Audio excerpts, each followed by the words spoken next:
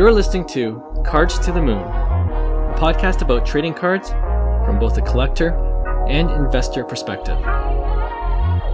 We hope you'll stick around for the ride as we take a deep dive into the state of the hobby, share some hot takes, hopefully some useful advice, and fun stories along the way. Hey guys, welcome back to Cards to the Moon. This is episode 190. My name is Clark from 5cardguys.com and 5cardguys on Instagram.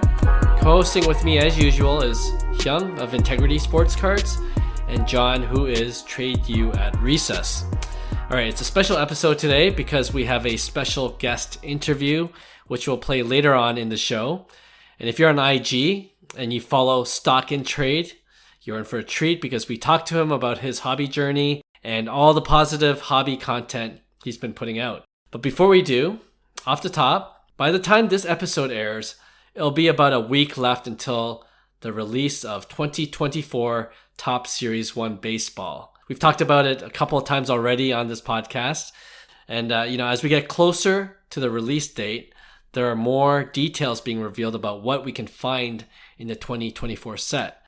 So, like I said, we already talked about it. We talked about the look and design of the card. We gave our thoughts. Now I want to talk about some of the subsets and inserts that you can find inside 2024 Topps, okay? One, there's a true photo variation card, which is essentially the base card design with that thin electric looking border, which is completely removed. So you're left with just a photo, essentially. Think about it like a Stadium Club kind of card. So that's a true photo variation card. Let's go one by one. What do you guys think about that? I love variation card. I freaking love it. I always said that. Like, I wish they did something different for variations. Something different. And I think Stadium Club did it too, but they had like the 92 inserts or whatever, but it was like a photo variation of the 92 inserts. So I was always a fan of that, what Stadium Club did with the photography, even the full image. I thought the borders get old sometimes, so you want to see something different, something more rare, which it seems to be that it is short printed. I don't know to what. In terms of, because I believe they still have the SSP, that golden mirror still. So this is outside of it. So this is outside of that. So I'm a huge fan. I think they're going to be very popular cards. I would be also, I like iconic moments, or I like the action shots that are good, So hopefully they come up with some good ones for some rookies that are highly desirable and collectible. Okay. And I think Vladdy has a Gatorade one. Does he? See, Gatorade's been overdone too much now. It's like, Soto's, agreed. There's only Soto's, and Soto claimed it in 2018. I agree. Yeah. Anyway. I second that. I love it. We all love Stadium Club. We all the reasons why we love Stadium Club. This is perfect. This is like Pokemon retro cards versus full art. Like right. This is what you want. Photo variation. I think that's an excellent, fantastic idea. Yeah, love it. Yep. I agree. Nothing more to say. Okay. Another variation is the team color variations. I'm not sure if this is new to the 2024 Topps. It is. Or if it's in previous set. Is it new? Yeah, okay, it's new. Okay, so it's a case hit apparently, and if you're not familiar with the team color variation, it looks like the border. So if you look at the border, it has their team colors and their team logo all around the main photo. Yeah. So I think it looks gimmicky. I seen the image. It looks gimmicky at first, but the more you look at it and I think compare it to a base card, you're gonna be like, "Yo, this card is sick. This card actually looks sick." That's what I'm saying. If you first see it, it's going to look too gimmicky, but then you keep on looking at it, you're like, you know what, this is a pretty cool card. And if it's like super rare, as long as they keep it super rare. And I'll say one thing about this. I hope to God that they do not put this in Topps Chrome. I want this a paper exclusive, because I have my other Good thoughts call. on 2024 that I think paper, they should go all out with parallels because paper is such a boring rip. There's so many of it. It's like load the parallels there. You protect Topps Chrome. Just have the true parallel colors. No special sparkles or whatever. Just do like a green, blues at 150, purples. You could do purples refractors, then blues, then greens, then gold, orange, and red, and that's it. Leave Topps Chrome as is. Don't put no color variations or team variations or anything like that in the Topps Chrome product. Keep it all paper. And I think there will be more demand for stuff like that in paper. Paper needs more love. Well said. Yeah. The concept sound like what you're saying, not only the team color, but the graphic of the team logo all around the border. You know, like I haven't seen it, but that sounds amazing. And I think if you are any, you know, for your own team and collecting all the players from the team of that variation, I think that's such a, I could see our buddy Will, like that's going to be a, a thing that he goes for the Toronto Blue Jays. So, yeah, I love it. Great concept. Great idea. See, I like this. Like, I like how the variations this time, they are putting some thought into it for the collector. Like there's a, you know, like collectors like Stadium Club, they love the imagery. Collectors like team color match, you know, all of that stuff. I like that there's thought behind the variation rather than just doing donut circles and sparkle foil and, you know, things that are quite meaningless other than to increase print run. I put it up on the screen for John so he can actually take a look at it. Can I be honest? I think I got to look at it more, Hyung, because I do think it's a little gimmicky. It is. And maybe it is actually, one of those things where some of them don't look that good. Now that I'm looking at it. I think they'll look better if you look at it close up, but I think I think they're very gimmicky at first. I like the solid border ones, but I think you're gonna get so bored of base cards that they're gonna pop. Yeah, I think you got to look at it beside a base card. The Oakland one that I saw there, it looks kind of kiddish, but almost like the Halloween parallel. Right. Yeah. Yes, that's a good comp. Yeah, but I do agree with what you said, Hyung. Like the parallels for the paper product, sure, great place to put it. Yeah, so it'll be more fun to get parallels like that in a pack rather than just ripping tons and tons of just base cards. Yeah, do you know what I mean? Yeah, 100%. So yeah, and you know, like, you know, we've done episodes where we're trying to brainstorm what subsets you can collect. You know, the more the merrier in this case, because, you know, you could collect the subset you like. Like some people might love these team color variations. Right. And I know it's just, okay, listen, the one knock I have about this is that it's a case hit apparently. But guess what? The home field advantage was supposed to be a case hit. There's a ton out there, okay? So there's a lot of cases out there, though.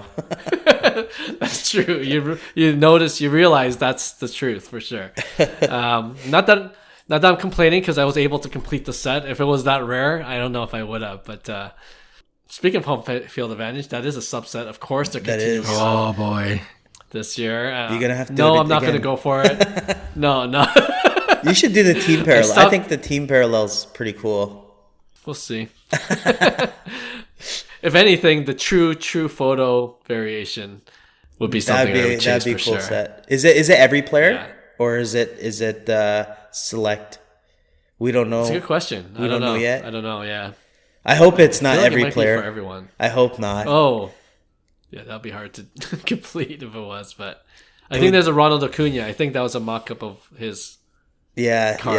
yeah, which is sick. I would want that card. I'll look into it. Okay, let's go on to the next one. The next parallel I want to talk about is the Real One parallel, which Topps Heritage collectors will know the look and feel of the card, okay? That look and feel will be a parallel on the 35th anniversary cards, which is in the 2024 Topps set, and it's a tribute this year to the 1989 card design. It goes 35 years prior to the current year, right? So any thoughts on that? I love it. The 35th anniversary card being the parallel of the Real One parallel? I love it because, one, we all grew up in this era. Like, I vividly remember ripping Topps 1989. And that design is so embedded. And obviously, you have Ken Griffey Jr.'s iconic card coming out of that set too, as well. So or at least one of his cards. But yeah, I like this design a lot. I think it would be really cool to have an auto come out of that because I think there's like Mike Trout auto in that subset. Right. So there's some really cool cards in that design. I think that 1989 subset is a really cool subset with the autos. But just as an insert as well, I'm a fan. Yeah, not much else to add. 100% in. Love it. Yep. All right, me too. You know how I love my Topps Heritage look and feel as well. So this is a double bonus to be in the 2024 Topps Series 1 set. All right, I'm going to do this kind of rapid fire. Heavy Lumber. If you never heard of this subset, it offers 20 of the league's best hitters on wood-grained cards. I don't know if that's too gimmicky for you, but they'll be limited to just 500 of each player. Is it game used? That's a good question. I don't imagine it would be. Okay, so it's just the design. I mean, for me, it's like any more parallels and inserts that are rare are good for paper. I think that's what paper is lacking. It's like more collectability. I haven't seen this insert, so I'm sure it's just a any insert, nothing special. But I can't be against inserts at this point in paper. So yeah, fair enough.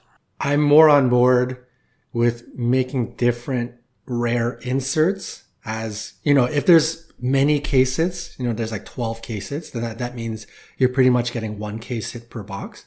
I think that's a cool chase rather than a whole bunch of nonsense numbered colored parallels. I think I'd rather have rare inserts over numbered parallels.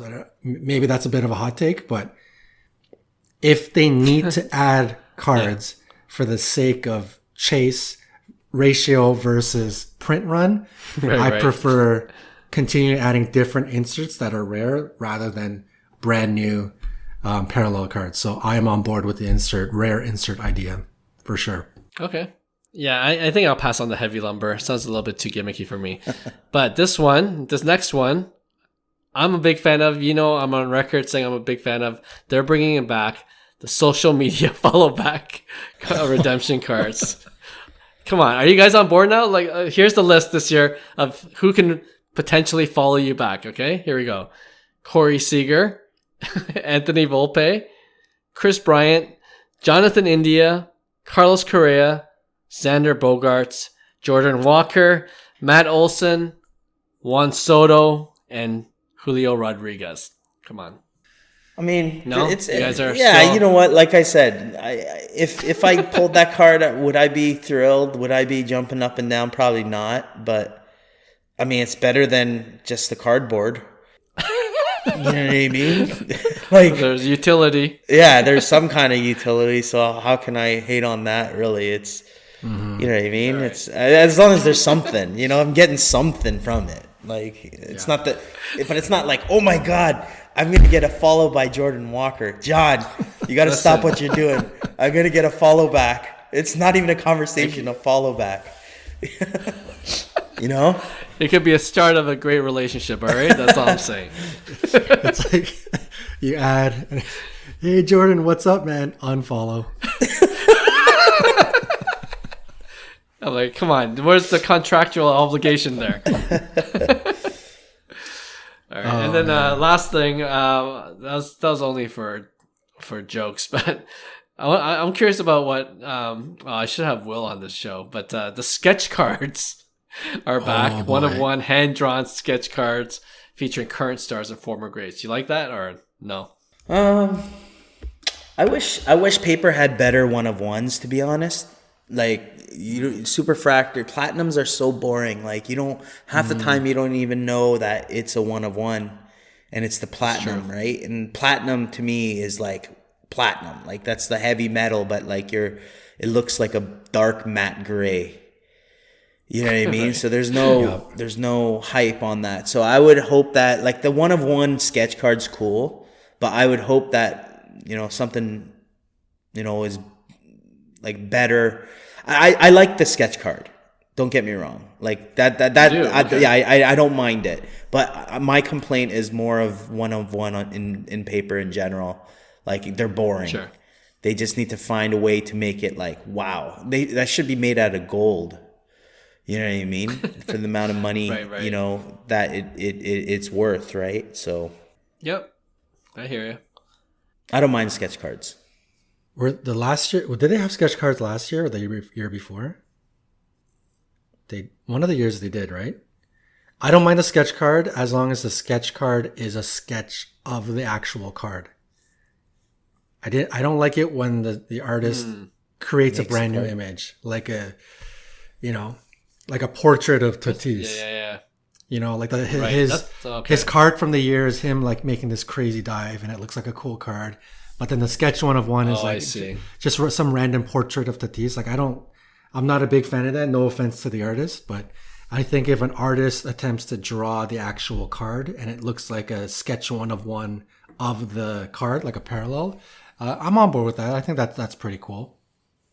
Yeah, I'm not sure what the sketch card would look like. I don't think I've ever actually seen one. I've only seen it in like Star Wars or non-trading cards. So if it's like that, then it might not be a sketch of the actual card. I don't know. I guess we'll see.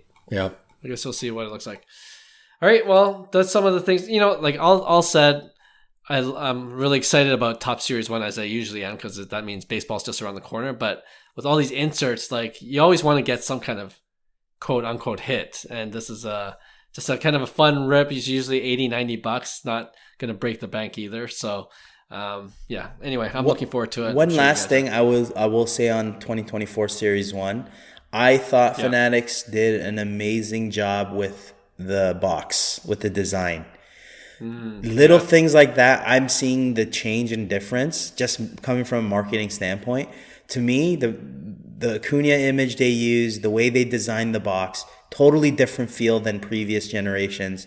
It's literally gone from just basically literally a small sports card company tops to now more marketing and brandable, more exciting, more feeling of I want to rip. So I will say that I'm a huge fan of the design outside the box. So we'll see how the experience is, but slowly I'm seeing the improvements in places that Topps kind of took for granted. They thought this is fine. Even like images, picking proper images and stuff. It's like little details like card collectors, they want that. They don't want the same image for every single set in 2024 now, right? Take some time. Spend some love on the product and produce a good product. So I'm looking forward to that. I think that's what they're starting to do. Fanatics, that is. Good point. Because in marketing, packaging is a very big deal, whether you believe it or not. I'm just seeing the image now. You're right. It actually does look really nice. My rip level went up to from a 6 to a 9 now. Oh, well, totally agree with everything you said. And you know what? I'll make it one more shout out. The 2023 Top Stadium Club also just got released. Shout out to Stadium Club. We always, on this podcast at least, like to promote Stadium Club as much as possible. Very underrated set. And I'm tempted to get one this year. So a lot of ripping to do in 2024, that's for sure. Okay, with that, let's now play the interview I had earlier with Stock and Trade. Okay, today we have a special guest on the podcast, and he happens to be our first guest of 2024. We're excited to have Raul Bustamante, aka Stock and Trade, on the show because he brings much needed humor into the hobby content space. We know there are serious things to talk about in the hobby, but Stock, he reminds us the hobby is supposed to be a fun place. And if you check out his Instagram page, which already has thousands of followers, his content will make you laugh. And you'll also see that he's a true collector as well. So you can also hear him. If that's not enough, you can also hear him on his own podcast, Unboxing the Hobby, with his co-host, Matt Gamble, who we also had on our podcast last year. And we'll get into that as well later in this interview. But without further ado, Stock, welcome to the show. Man, I appreciate it. It's an honor to be the first guest of 2024, I'll tell you that. Well, we're glad to have you on. So yeah, can't wait to hear more about your hobby journey. And that's where we usually like to start with all our guests. So can you tell us when did you start collecting? What did you like to collect, or what do you like to collect? And all the way up to now, how did you transition from not only being a collector but now making hobby content for everyone? Yeah, man. Yeah, so as a kid, I collected a lot of different stuff. I was a big like toy kid. I loved like He-Man. I loved G.I. Joe. So that like Yeah. evolved into me playing sports as a teenager and then collecting sports cards, but also still Hmm. always loving toys. Like I actually surprised I don't have as many toys as I have now.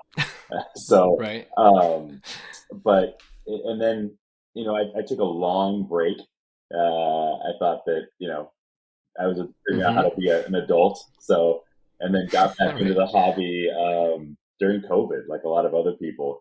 I had nothing else going Sure. on, and I was like, oh my god, people are still like collecting cards and toys and comics, and this is cool. Yeah. So, jumped feet first into that. Made some terrible, terrible mistakes early on, and then Right. and then learned really quickly, and then course corrected there. But ever since 2020, man, it was just a slippery slope of, oh yeah, I'll just I'll post some cards and see how this goes on Instagram. Maybe I'll make Hmm.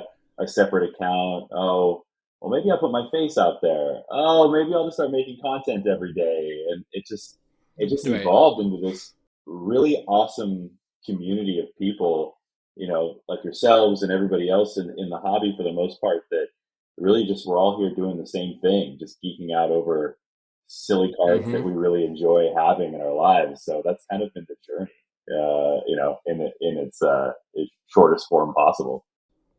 Nice, nice. Yeah, all those details sound very familiar. I Right? feel like we're all part of this club where, yeah, anyone that grew up with sports cards or collectibles in general, there's that common, break in between where we Yeah. where we grow up a little bit, Yeah. Oh, and then we all come back because of nostalgia and all these other reasons. So um, it's kind of like a reunion in a way. All these collectors coming together and just talking about sports cards or trading cards in general. yeah. I make jokes about it because, like, I'd never been to a card show in my life. Like, I never went to one Okay. until I was 42 years old.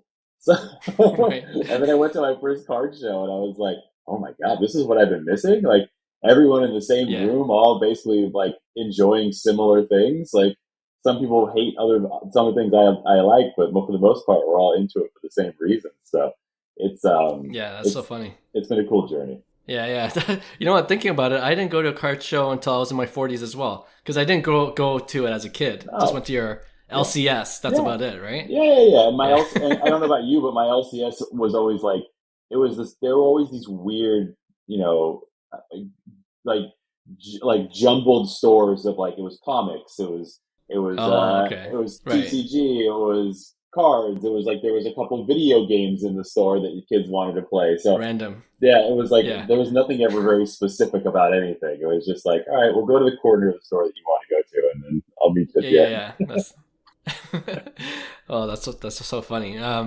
Well, I want to go back into how you started creating hobby content, and it's similar to when we talked with Mac. You decided to take a more lighthearted approach Yeah. to hobby content versus the more serious. Follow all the hobby controversies, give hobby hot takes here and there kind of approach, like many other channels and creators do, which is fine. But any particular reason why you wanted to take the approach that you ended up taking? Man, for me, I've always like took a very good stance on things in my life of, if you're not having fun doing it, then you shouldn't Hmm. probably be doing it. Obviously, circumstances arise in people's lives where you kind of just have to, gut things out and deal with Sure. stuff. But for me, for jobs, like my day job as an actor, I learned years ago that, like, oh well, I love doing this. I can probably make my way through it and make some Nice. money. And that's how I looked at it for the hobby standpoint. I was like, why am I going to sit here and make content that it like gets me mad or irritates me? And for the most part, to be Right. honest, nothing in the hobby really irritates me because I'm just like, what's the big deal? We're all Yeah, collecting, yeah.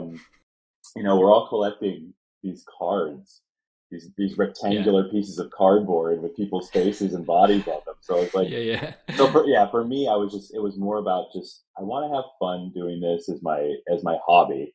And at no point in time do I want to, upset people just for the sake of upsetting people. That's a great perspective that more people should have. and when you said your daytime job was an actor, it makes total sense, because your channel is like, I could never do what you're doing, kind of like almost like performance art in a way, and all these things. So it makes connecting the dots right now. Yeah, it's always I tell everybody the same thing, because Mac has said that to me before. But I always say the same thing. Like, if anybody could do what I do, they actually have real live monkeys that do what I do on camera. So you guys will be okay if you just try a couple times. You'll be fine. But I appreciate it. Well, I kind of teased this at the top, but I wanted to talk about your podcast with Mac, and it is called Unboxing the Hobby. And for the record, on the podcast episode I did with Mac, I believe I mentioned that both of you guys, because I've been following both your content, but both of you guys having a podcast together was a no-brainer. It just made total sense. So I like to take partial credit in the creation of Unboxing the Hobby, if that's okay. Perfect. You can have it. You can have a piece. It's like we have board members. We have a few people like yourself. They're like, "Do you remember when I told you that?" And I'm like, "Fine, you guys can all have a share of equity in our podcast." Amazing, amazing. Well, and I'm going through your your podcast episodes, and I've already listened to quite a few of them, and you guys have already had plenty of great guests on your show, like Mama Breaks. That's the most recent one that I heard, and of course our good friend Denny, who's been on our show a couple of times as well. Denny Cards, shout out to him. But is there anything you've learned from doing a podcast in general, and anything you've learned from interviewing any of your guests about the hobby? Yeah, the thing that I've learned about doing a podcast is, if I was doing a podcast by myself, I would have gotten 1 or 2 episodes done and then quit immediately. So having Mac as my partner has definitely helped us keep this going, because we share the load of. It doesn't seem like a lot of work, because people are like, "Oh, podcasts are so easy; it's low overhead." But I'm like, finding guests, like recording, editing, uploading, then all this stuff goes into it. So thanks to Mac that we get to share it. That's the biggest thing. The second thing with podcasts is I forgot how much I really enjoyed talking to people about their stories. And that was always our goal with the podcast. It wasn't about talking about hobby news. It wasn't, tell us what you think about tops and panini. It was just, we want to hear your journey. We want to hear what drives you. And a lot of these people, including yourself, are all entrepreneurs in some way, shape, or form. So we find it very motivating for a lot of people to listen to hear and learn of how these people are each doing their own thing on the day-to-day. It keeps them going and making them successful. So that's been the best takeaways from the podcast, for sure. Nice. That's totally true. And we've said it before on our podcast, but the more the hobby grows, we have to expect more hobby content, which, we love hearing different perspectives, different styles, you know what I mean? And even when we interview the same guest, you talk about different things with different friends talk about different things with other friends, and you have mutual friends for a reason, right? So I love that about listening to other people's content. I think some people might think it's all competitive, but that's why there's a lot of crossover, and that's what I love to see in the hobby. There seems to be naturally a lot of crossover. Everyone's doing their own thing, but we're coming together sometimes at these card shows and other times just online, and it's amazing to see that. Man, that's the thing is, I think the hard part about the hobby, and then just most businesses in life or things like that, or a lot of people think of it as competitiveness or a competition. But in reality, it's you should just think of it as a collaboration. I mean, I'm on your podcast right now. You've had Mac on.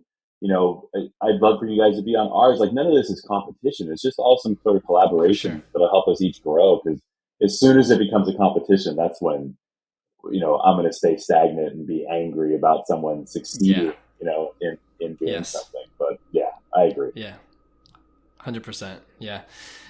One last thing about the podcast. I know you guys are sponsored by Loop, and you talked about other guests that you had and their entrepreneurial journey, and it's kind of cool to see just different collectors getting into the space and growing, like you said, just kind of learning from others.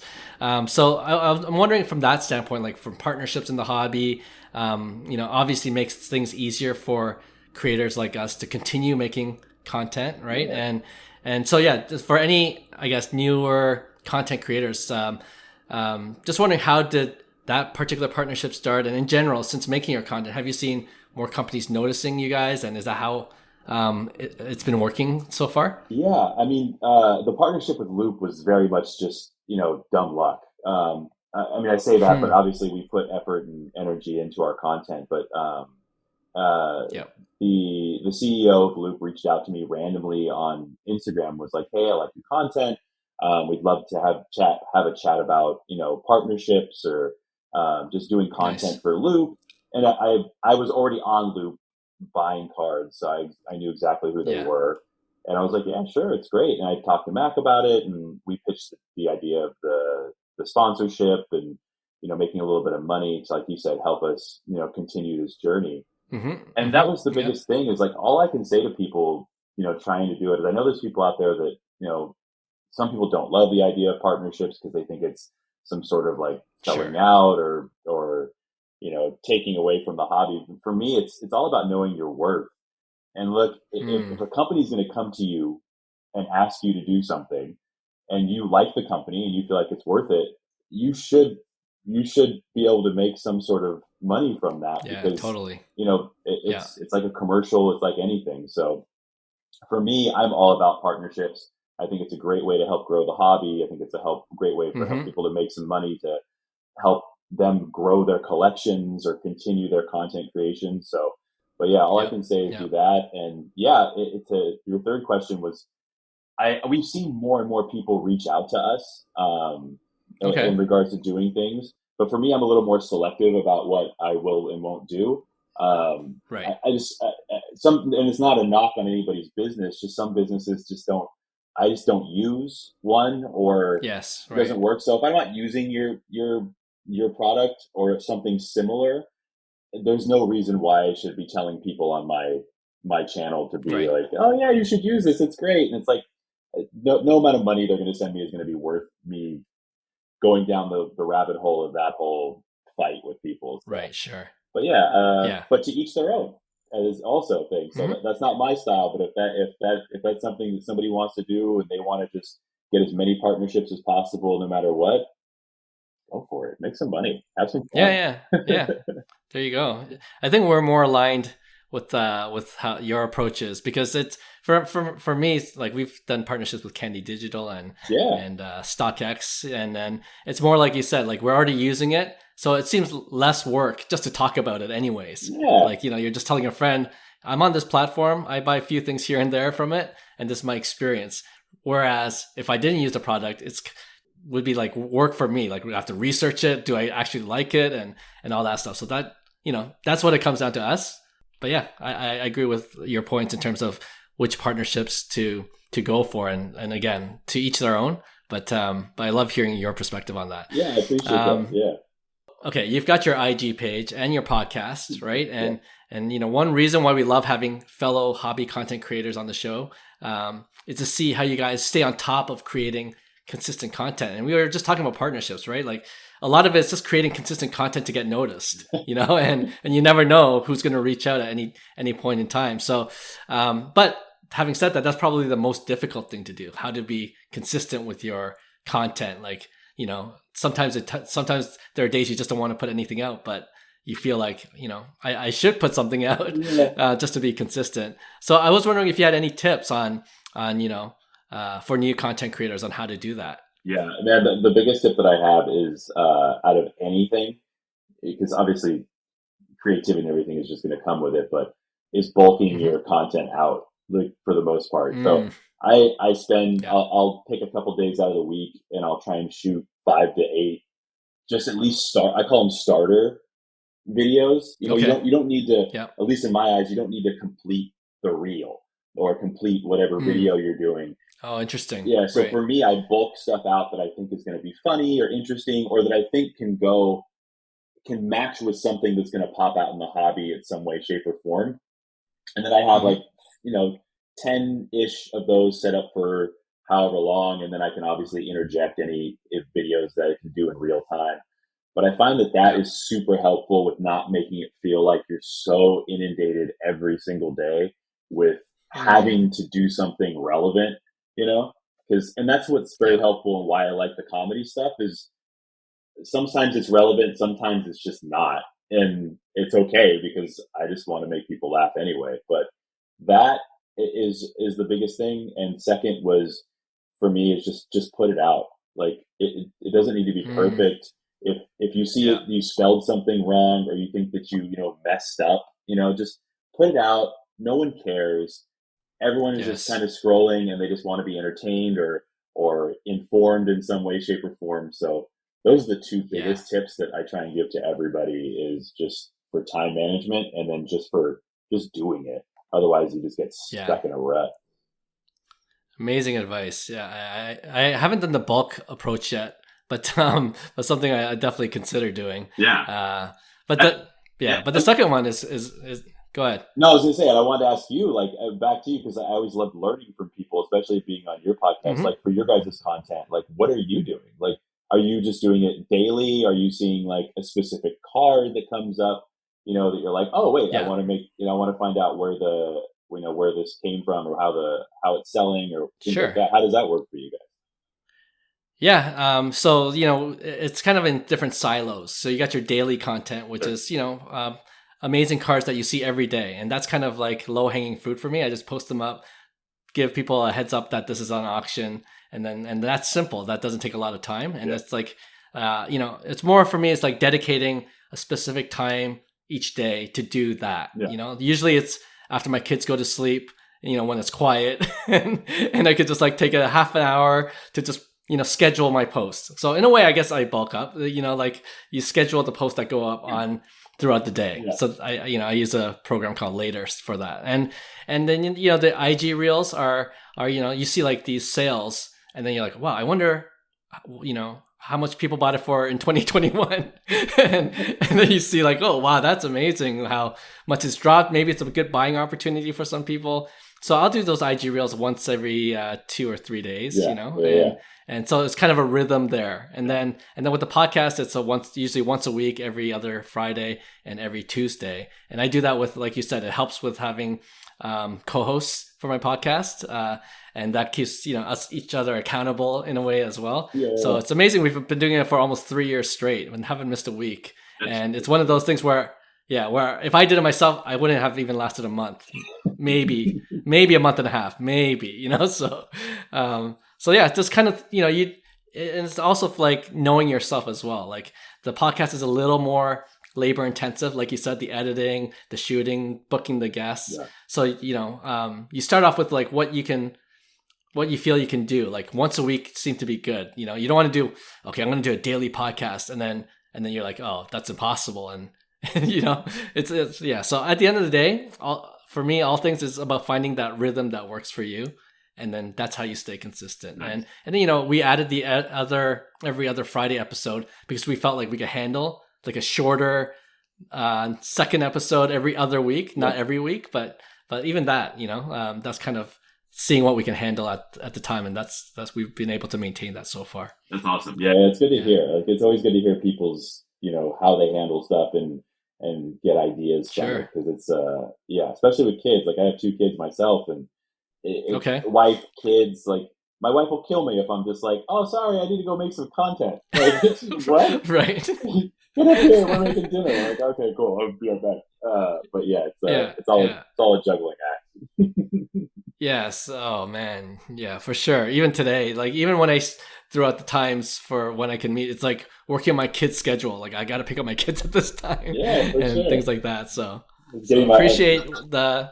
Yeah. I was putting my son's pants on, I'm like, oh, hurry, you're going to go to this podcast. Again, sounds very familiar to me. All right. I got one more question until we do like our regular rapid fire question at the end, but you don't have to answer this question, but the last post I saw on your IG page, you were talking about everyone having the right to their opinion. except on social media, which is funny because there's some truth in it. That's what makes things funny, when you could realize there's a bit of truth in it. But that post is in the context of SGC versus PSA. So where do you stand on SGC graded cards? So I think it's like, I would love to actually send more stuff to SGC, but SGC's resale value is a lot lower than PSA's resale value. Right. So yep, that's where I stand on it. Like I probably say 90% of my cards that I grade personally go to PSA, and it's all resale. And I love that SGC, what they're trying to do with their business, and they've seen their resale numbers go up and the amount of people that are using them. So hopefully, fingers crossed, at some point they'll get close. But it's the same. It's even lower than the difference between PSA and BGS. I mean, you sell the same card, 9.5 versus a PSA 10, and you're looking at probably 30-40% difference in sales at the. Yep. So SGC is even lower. I think they have a really great handle on the vintage card market. That's their jam. True. And but I love the way they look. That's the thing. And so me too. Yeah, with that post, it was definitely more in that vein of like, you can have an opinion on social media, but just expect that people may not like your opinion. Therefore, you may not want to have your own opinion on social media. Sure, you got to figure out if it's worth the hassle, but yeah, no, I was just kidding around with that. I think we agree on that too. Like, I love the look of SGC. The tuxedo slabs look great. Yeah. A lot of my PC cards, I don't mind sending it to them and just keeping it in their slabs. But for anything I'm looking to flip, PSA is the game right now, right? And it's like we say on our podcast all the time, PSA is like a total love-hate relationship. It's like, you never know what you're gonna get, but if you get a 10, it's gold. So it's just me going into the casino one more time, like, oh, come on, I got a 9. I guess I'll just. It seems like it should be good, right? But, oh man, it's like it's like totally. It's like getting 3 pineapples on the machine. You thought you won, but it just gave you it just gave you some of your money back. Yeah, exactly. Love that analogy. All right, just Stock. Always appreciate your time, and like I said, I hope you don't mind if we finish off this interview with several rapid fire questions. Yeah, let's do it. All right. We'd like to ask this one to every guest. What's your favorite PC card at the moment? My favorite PC card at the moment just showed up. It's Erling Haaland BGS 9. Oh yeah. So I turned my PC. Beautiful. I turned my PC into a almost strictly Erling Haaland PC, and that's my newest baby. Nice. Yeah, looks great. Any Grail card you're currently chasing? Yeah, Grail card I'm currently chasing is any one of one of Erling Haaland. It's in a Chrome card. Okay. But all of those prices are extraordinarily out of my budget right now, but I'm really trying to figure out how to get it. Yeah. Work up towards it. Yeah, exactly. Or trade up towards it. I'll trade up everything I own for that card.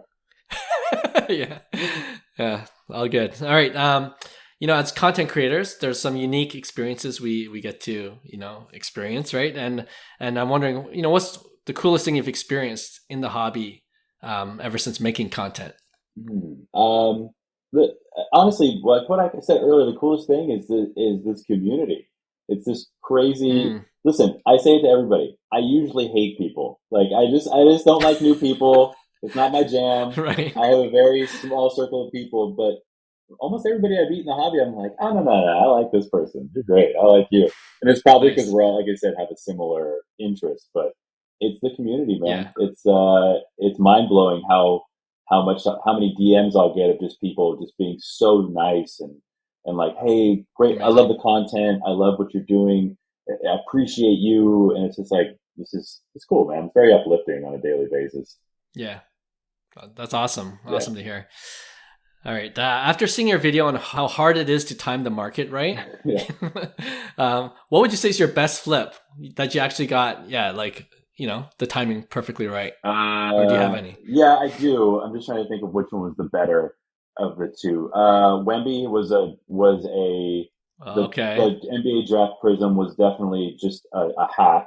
for a while. You could if for a minute you could any Wemby that you graded for a good 45-day period and they got a 10 was just making you thousands of dollars. Yeah. So I'd probably say is tied for that, and then the V Friends cards that came out.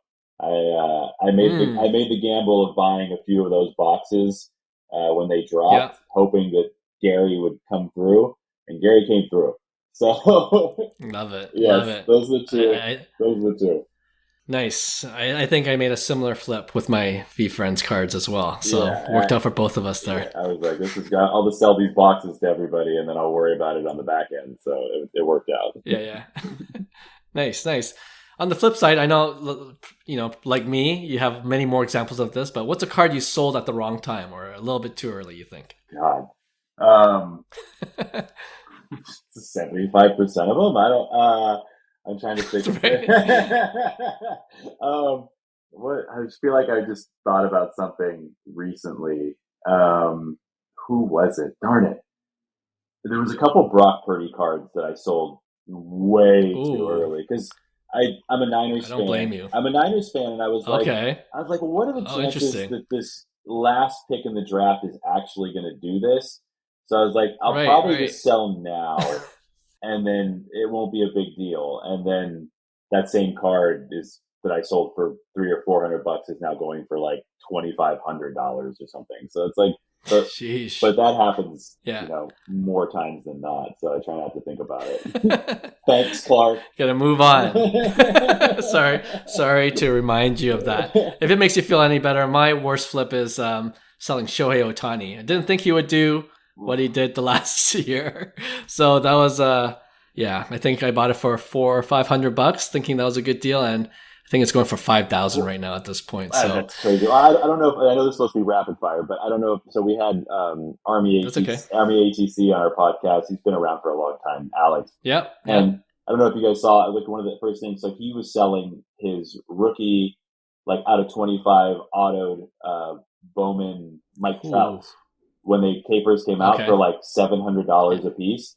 And he's like, at the height, he said that card went for like 1.2 or $3 million.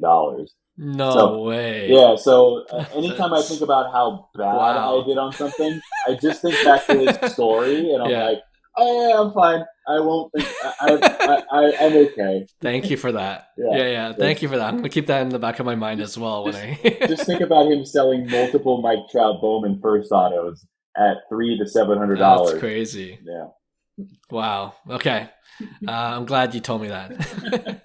All right. Well, I don't know if this is going to be a hometown bias answer, but since this episode, when it comes out, we're scheduling it for the week right before Super Bowl, right? So, and for all our listeners, we're recording this. The conference championship game hasn't happened yet, so there's 4 teams remaining. But just curious, who are you picking? Are you going with your 49ers or? Look, I have to go with my 49ers. I honestly think that the Lions have had a great run, but I think Goff is going to Goff, and the Niners are a really well balanced team. So we'll see. That's my biased answer of the Niners for sure, and I think it's going to be Niners Ravens. And I'm very scared of the Ravens. If it's Niners Ravens, I don't think the 49ers are going to win, and I'm a huge fan. The Ravens just have really put together the most balanced squad I've seen in a while. Like all of a sudden, Lamar is a quarterback. It's like this is crazy. So I think Niners and Ravens are going to go. But we'll see. Okay, that's a good guess. Yeah. Thank you, Lamar Jackson. He was my fantasy football quarterback this year. So thank you for just playing really well. And the only thing I'll say, you can never count out Patrick Mahomes. He's a wild card in all this, right? You just never know with him. The script writers, they've come together at the end of this season. And they've done something really well. So, who knows? Like, you can't count Taylor Swift. Yeah, the power of Swift. Right. Like, you have all this behind them. So, I won't. If the Chiefs win, I'm not shocked because it's just he's a great quarterback. It's like Brady when everyone wanted to count every year, like, oh, he can't win with this team, and then he would just be like, oh, here, it's just happening. And I think that Mahomes is going to be in the end a Brady caliber quarterback if barring any major injuries. So I think we're he's going to be fine. Yeah. We're aligned there. Okay, last question. Because we are Canadian, we like to ask something a little more Canadian-centric for our last rapid-fire question to all of our guests, so we're going to keep the tradition going. Do you have a favorite Canadian athlete, and do you own any of his or her cards? I don't think I do. I'm very bad at, like, I'm always one of those people that's like, I'm one of those people that's like, oh, they're Canadian? Really? Because here's the thing. Right. So my wife's family's from Canada. They grew up in, They grew up in Canada. So it's so funny when I have no clue half the time about Canadian athletes or anything like that. I'm not a hockey fan, and then like if any baseball, basketball, or football player is Canadian, I'm like, oh really? That's great. Because like I can't even tell half the time from like the slight accent or something that people have from Canada. So I'm sorry if I didn't answer that question the way we like it to. Who is your favorite Canadian athlete of all time? I mean, growing up in Canada, hockey is a thing here, right? So Wayne Gretzky obviously is your go-to answer. Yeah. Right. So and you just mentioned you don't really collect hockey cards. So like that's your best chance, like 50% of the league is Canadian. Yeah, listen, I could have lied and said Wayne Gretzky, but I honestly have no. I think if I went through every single box of cards that I have, you could maybe find like 5 or 6 hockey cards. They just randomly showed up because I was like, oh look, I'll rip one of these Series 1 things in hopes of getting this rookie that you guys are talking about. So that's kind of. Do you primarily collect? Oh, I see. Okay. Do you primarily collect, I guess, besides soccer cards? I think I've seen basketball and football cards on your feed. Yeah, so I do. Those are your main? So mainly football, basketball, soccer, baseball. Those like the baseball, right? Those types of sports. I'm also like a big collector of like weird nonsense stuff. That just pops up. Yeah, it's like art cards are very fun for me. Things like that. So it's a mixture. But yeah, when people ask me like now that I'm streaming and stuff too, selling cards, they're like hockey, and I'm like. Oh, sorry, no, I don't have any hockey or golf. I'm like, no, I don't have any golf either. So yeah, it's and UFC doesn't really stick around for too long either. So. Me neither. Yeah. Yeah, me neither. Well, I know you're a big soccer card collector, and I don't know if you are familiar with Alphonso Davies. Yeah. At all? Yeah. Oh, there you go, Canadian. There you go. Now you know. There we go, Canadian. We did it, guys. So I figured it out. I do have Alphonso Davies cards in my collection. So, there you go. So that's who I have, guys. That's my favorite Canadian player, guys. Yeah, we do it. Nice. All right. Usually the last question is, how depending on how guests answer that, we determine whether they'll be invited again. So you just saved yourself at the very last moment there. Yeah, seriously. Listen, I like Canada a lot. I just don't have the cards. That's all kidding. All right, so Stock and Trade. We'll put your Instagram handles and all your content where you can find your content in our show notes. But again, we really appreciate your time and can't wait to see more of your content, especially on my feed because I get it all the time anyways. So the Instagram and YouTube, they all know what I like to see. So best of luck to you in the future. Yeah, man, I appreciate the opportunity, and I'm back at you. I see you guys all the time. I see, so looking forward to it, and looking forward to hearing the episode.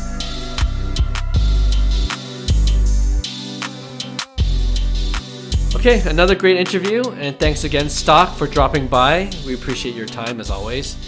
Let's finish off the show with our regular weekly segment we call Pick One. And this is where each of us will choose 2 cards, and then we each debate which one we would rather invest in. All right, so Hyung, do you have a pick one to start things off with? I do. Let me pull this up. I forgot what it was, though. Hang on. All right, so I got something a little different here, not 2 specific cards, but we talked a little bit about like inserts and insert autos. Would you rather have an insert auto, like rookie auto, so like a Future Stars or whatever it is, right? Insert auto, a numbered one. So this is numbered of a rookie. Or would you rather have like a Topps Chrome base auto of that same rookie? So if it was Corbin Carroll, last year you pulled the insert auto out of Topps Series 1 or even Topps Chrome, like a Future Stars auto. or would you rather just have his base Topps Chrome auto instead? Easy for me. Inserts I numbered. Go first. Inserts numbered. Oh, it is a numbered. Makes auto. it even easier. Makes it even easier. I'm going with the numbered insert auto.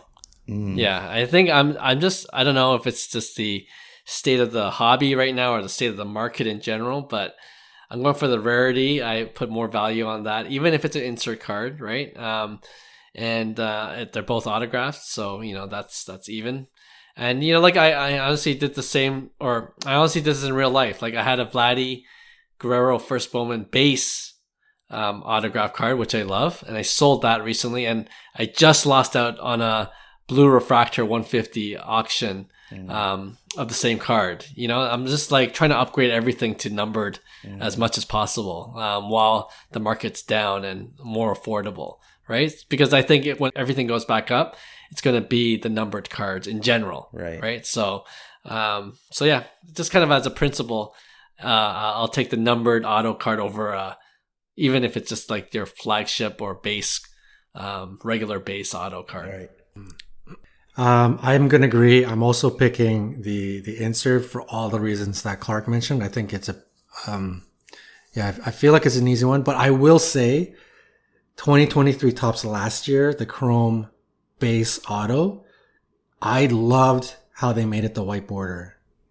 Like I loved how, because previous years it's the chrome silver border, and then the base auto is just the same chrome border with the auto. I think the fact that they differentiated the border and it made it white. The white is clean to begin with. To have like a chromium white, it almost felt like a white refractor. I loved how they differentiated the actual aesthetic of the card for the auto. So is that going to do enough in the future to kind of pump back base autos? I don't know if it does. Probably not. But, I just wanted to point that out. They did a great job with the base autos last year. Yeah, I think 2 years ago, I would have probably just went with the base auto. But I think Ohtani's market kind of opened up things. When the demand is there, I think numbered autos and inserts are great targets. They're great alternatives of scarcity that end up becoming like, hey, if I'm a collector, if I'm an Ohtani collector, some of those 83 insert autos were amazing. They're such great cards now, right? So it's like, for sure. And I remember the mentality before was, you just get the Topps Chrome auto of Ohtani rather than 83, insert auto. But now I look at the scarcity and it's just like, well, if the demand's there, I think you're going to get the most value out of the numbered cards, insert auto. And I wouldn't have said the same thing like 2 years ago, just because of liquidity. You kind of want the liquidity in the market for the base auto, but I think it's a buyer's market now. So prices are pretty low, and I think they're still going to get a little lower, but at the end of the day, baseball season is coming up, so you're going to get that little bump. So, but I'm going to go with the numbered auto as well. Yeah, and to add to Hyung's point, I think the J-Rod year ruined flagship. So yeah, I don't feel like anybody follows, like nobody knows anymore what flagship image is. Like who knows like what's Corbin Carroll flagship image? Like you get confused. So. I would say it was the 2020, like Luis Robert and Bo Bichette. Right. That too. Good one. Yeah, but it's a sweep. All right, John. All right, fellas. You got one? Yeah, you know me. I gotta give hockey some love. So, in order to tempt you guys, I'm actually gonna go cross sports. So I'm gonna go. It's gonna be hockey versus baseball. I gotta put in baseball for you guys to a little bit of temptation. So, for anybody that follows hockey, Nathan McKinnon is torching the NHL in the last 30 days. He has raced back up to the leaderboard. He's got 82 points in 48 games. He just had a 5-point night yesterday. He's crushing it. So I'm going to put his Future Watch auto, which I think is severely undervalued. PSA 10. last sold for $15.99. Future Watch Auto PSA 10, $15.99. Versus Bowman Chrome Juan Soto 2016 base auto BGS 95 last sold for $15.30. So two fairly underrated cards. Maybe Juan Soto not as much, but we're going Juan Soto 2016 Bowman Chrome base auto BGS 9 autograph 10 last sold for $15.30 versus Nathan McKinnon Future Watch PSA 10 last sold for $15.99. Let me see this.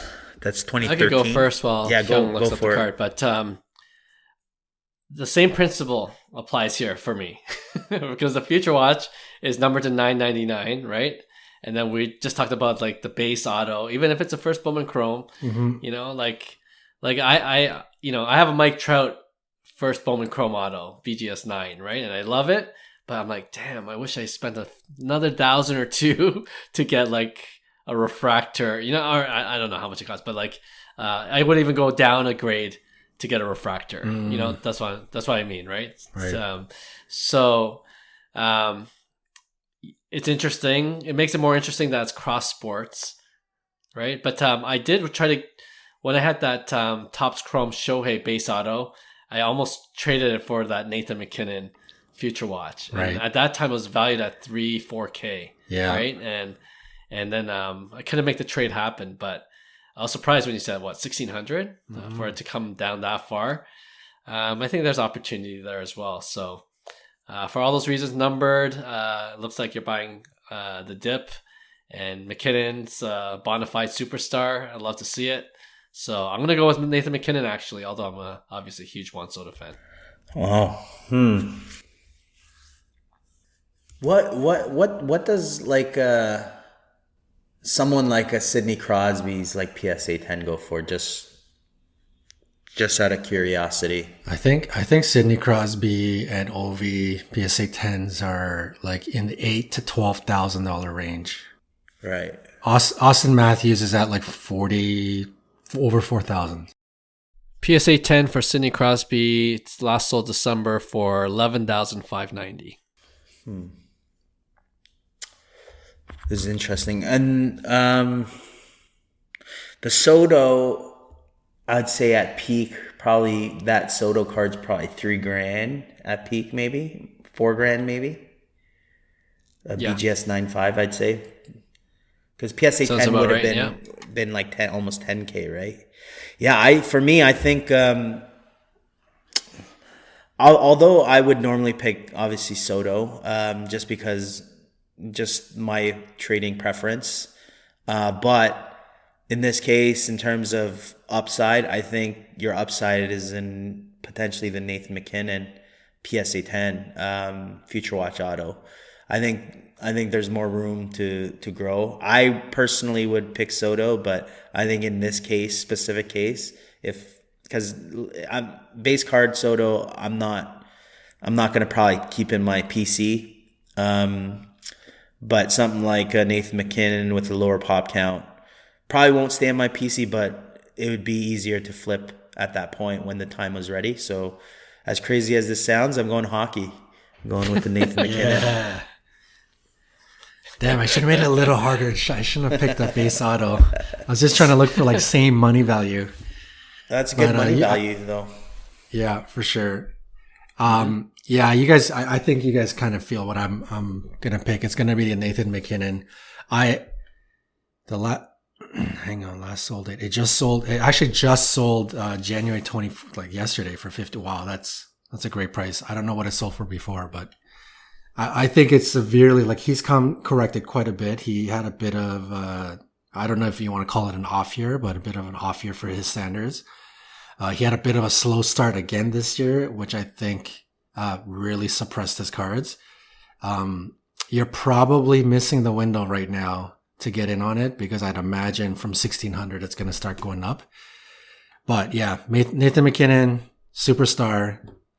He's, some people might not like this take, but I think he's a notch below generational. I wouldn't call him like the Sidney Crosby, Connor McDavid level, but he is certainly an A++ superstar. Like Austin Matthews, Steve Yzerman, Joe Sakic, like those top tier perennial all-star superstars. So I think even for investors that are outside of hockey, it's a pretty safe bet to pick somebody like Nathan McKinnon. Like barring some catastrophic injury, I don't see his cards coming down too much further. So yeah, Nathan McKinnon, I think it's an easy one.